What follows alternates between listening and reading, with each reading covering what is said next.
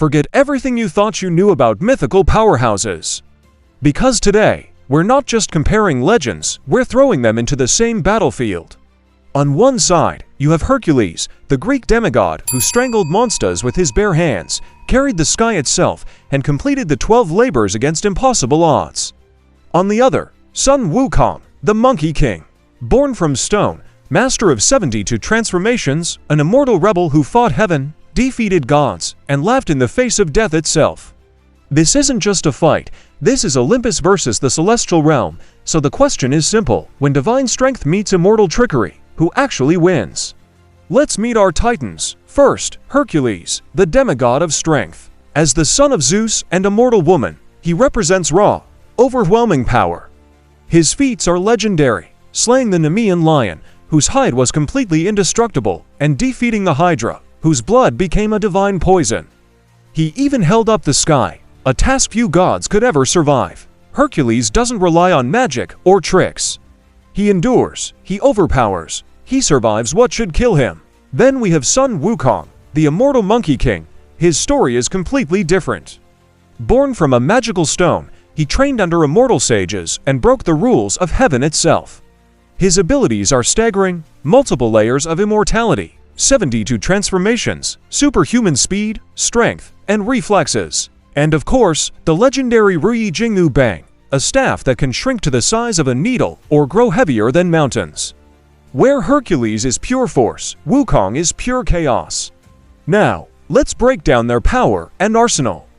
Hercules wears the hide of the Nemean lion, which is essentially divine armor. He wields a massive club and weapons dipped in Hydra venom, toxins capable of killing even immortals.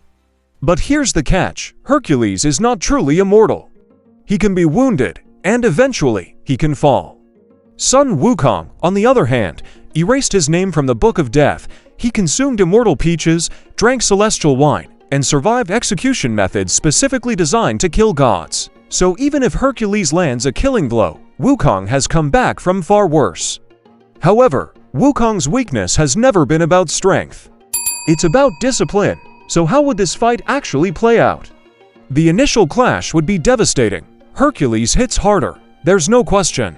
Every single blow could shatter mountains. But Wukong is faster, riding clouds, multiplying himself, attacking from every angle at once. This is where the fight shifts into the long game. Hercules, being part mortal, grows tired. Wukong does not.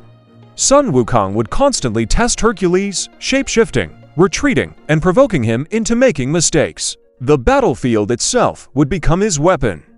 In a short, direct fight, Hercules dominates. But in a prolonged battle, the Monkey King adapts, and he survives. There's also the crucial X-factor, their mindset. Hercules is a hero, he fights head-on, and he never quits. But Sun Wukong doesn't fight fair. He's a trickster who deceives gods and mocks authority. He uses illusions, clones, and psychological pressure.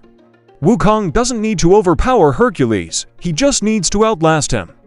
And that kind of relentless, cunning warfare is something Hercules has never faced before. So, the final verdict: who wins? If this were a single, honorable duel with a clear set of rules, Hercules could definitely win.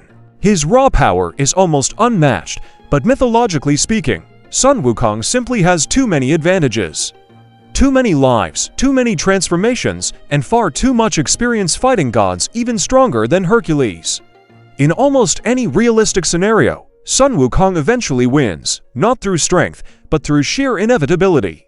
But mythology is never absolute, and that's where you come in. So who do you think wins? Hercules, the embodiment of raw heroic strength?